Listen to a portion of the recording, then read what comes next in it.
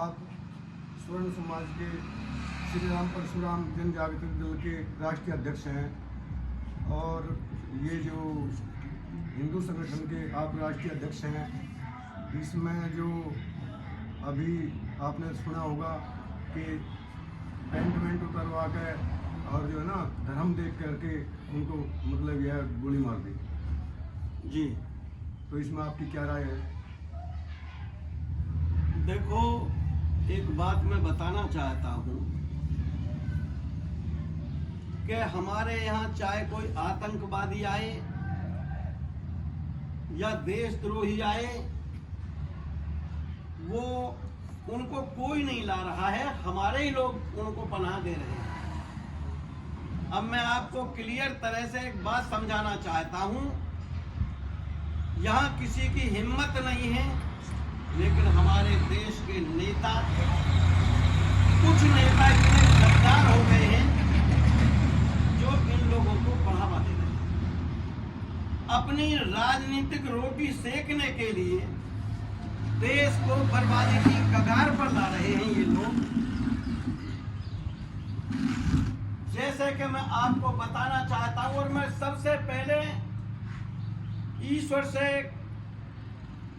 जो हमारे भाई लोग शहीद हुए हैं, जो बच्चे शहीद हुए हैं, मैं उनकी आत्मा के लिए ईश्वर से प्रार्थना करता हूं कि उनकी आत्मा को शांति मिले। लेकिन मैं बहुत कड़े शब्दों में निंदा करता हूं जिन्होंने ये घिनौनी हरकत की है, दरिंदगी की हदें पार कर दी हैं उन लोगों ने। लेकिन उनसे पहले वो बहुत बड़े दरिंदे हैं, वो बहुत बड़े दरिंदे हैं जो इनको पनाह दे रहे हैं।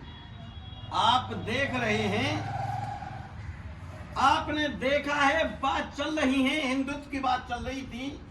हिंदुत्व पर करणी सेना ने जोर दिया था क्योंकि हमारे जो पूर्वज थे, हमारे महापुरुष थे, उनको लेकर के यहाँ बड़ी अभद्र और गंदी टिप्पणी की गई थी। इस पर करणी सेना ने बहुत बड़ा एक्शन लिया और जो सांसद ने टिप्पणी की थी उनको घेरने का काम किया। लेकिन जो अखिलेश जी पूर्व मुख्यमंत्री हैं, मैं सबसे बड़ी उनकी निंदा करता हूं और ये बताना चाहता हूं अखिलेश जी को कि उन्होंने ऐसे कुल में जन्म लिया है जो बहुत सम्मानित कुल माना जाता है। ऐसी जाति मानी जाती है जो भगवान श्री कृष्ण जी की जाति मानी जाती है।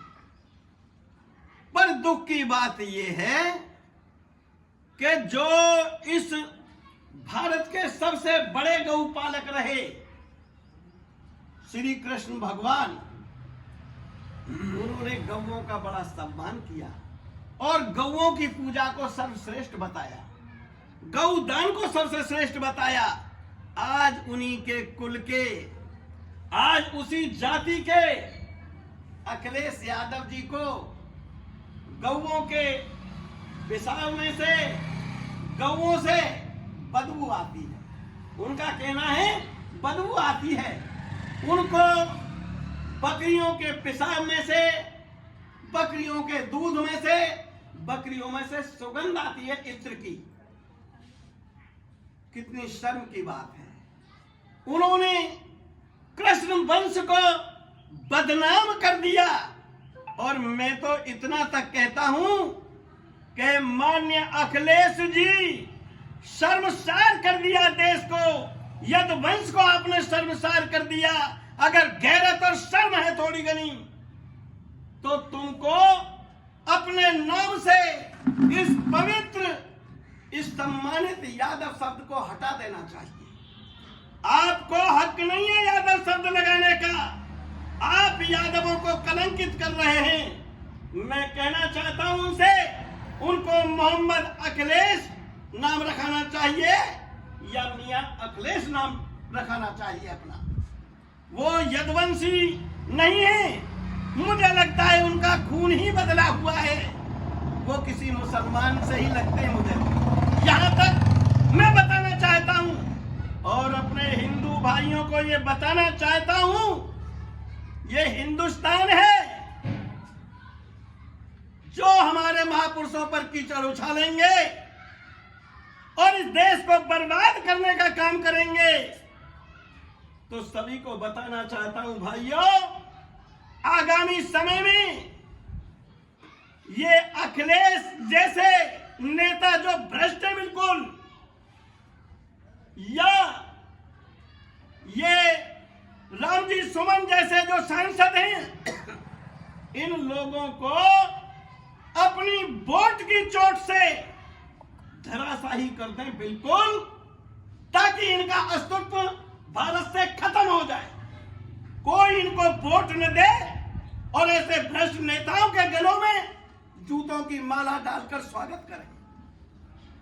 एक बात और बताना चाहता हूं कि माननीय चंद्रशेखर सांसद जी बड़े दलितों के मसीहा बनते हैं, यहां तो वो आग उगलते हैं। मैं पूछना चाहता हूं कि बंगाल में दलित हिंदुओं पर क्या अत्याचार हो रहा है, कहां है उनकी ताकत, कहां है उनकी भीम आर्मी, क्यों नहीं पहुंचता वहां मैदान में।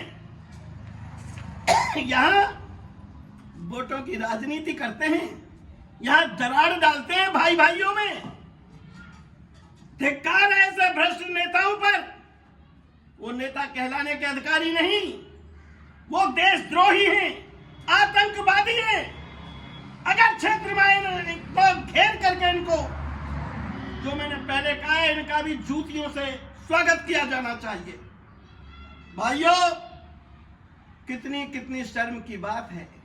और मैं बताना चाहता हूं, हिंदुस्तान तुम्हारा है, कानून तुम्हारा है, लेकिन पहले तो चल रहा था बांग्लादेश के अंदर, तांडव हो रहा था हिंदुओं के साथ में, लेकिन अब तुम देख रहे हो कि बंगाल के अंदर भी उन्होंने खुलकर चैलेंज कर दिया है, हिंदुओं का पतन करने का कहा है।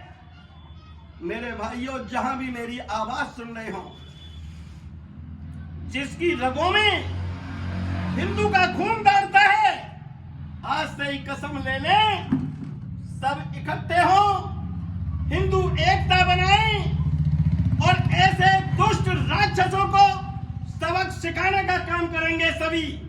क्यों? कि इन्होंने देश को पतन करने की कसम खा रखी है। इन लोगों को इनकी औकात याद दिलानी है। जरा एक बार देखिए, जिन लोगों ने 80-80 घाव खाकर इस देश की रक्षा की, उनको गद्दार बताने वालों को अगर आपके बीच में वोट मांगने पहुंच जाएं, तो बिल्कुल इसमें हिचके नहीं, इकट्ठे होकर गधे पर बिठा दें सरमुंडा करा के और काला मुंह पोत दें और जूतों की माला डालकर निकाले बस्ती में से कि वोट नहीं, आपको वोट के माध्यम से ये चोट देंगे हम। उनका पतन करना है, अपने दिल में धार लें। आगामी कोई भी नेता हिम्मत न करे हिंदुस्तान को बदनाम करने की और हिंदुस्तान के विषय में कोई बुरी भावना रखने की हिम्मत ना कर सके आगे से। और भाइयों, आप देख तो रहे हैं क्या क्या जुल्म हो रहे हैं। इन जुल्मों को रोकने के लिए, अपनी नस्लों को बचाने के लिए, अपने सम्मान को बचाने के लिए हिंदू एकता लानी जरूरी है। ऐसे लोगों को मुंह तोड़ जवाब देना जरूरी है। भाइयों, जो भी मेरी बात सुन रहे हो और उनकी रगों में अगर अपने हिंदुओं का खून है, तो आज से ही मन में धारणा बना ले, अपनी हिंदुस्तान की रक्षा करनी है, हिंदू सनातन को कायम रखना है और ऐसे देशद्रोहियों के मंसूबों पर पानी फेरना है। यही हमारे दिल की इच्छा होनी चाहिए। भाइयों, एक बात सुनिए, वो इस देश की रक्षा की है जिन्होंने, उनको गद्दार घोषित करते हैं। अरे इनको शर्म आनी चाहिए। इनका पतन हो गया होता। मैं बताना चाहता हूं अपने हिंदू भाइयों को, और जो संविधान की बात करते हैं, हम संविधान का सम्मान करते हैं दिल से, लेकिन अगर आज यहां पर उन महापुरुषों ने अपना खून नहीं बहाया होता, अपनी गर्दनें नहीं कटाई होती, तो मैं आपको समझाना चाहता हूं कि यहां पर चंद्रशेखर रावण नहीं, मोहम्मद चंदू होते। ये मोहम्मद चंदू होते। इनके बाप भी यामीन खां होते। और अब भी मैं चैलेंज करता हूं, जा चंद्रशेखर, अगर दम है तो जाके दलित भाइयों को बंगाल में बचा। मैं मान जाऊंगा शेर, नहीं तो तू गीदड़ नहीं, गीदड़ का बच्चा भी नहीं है।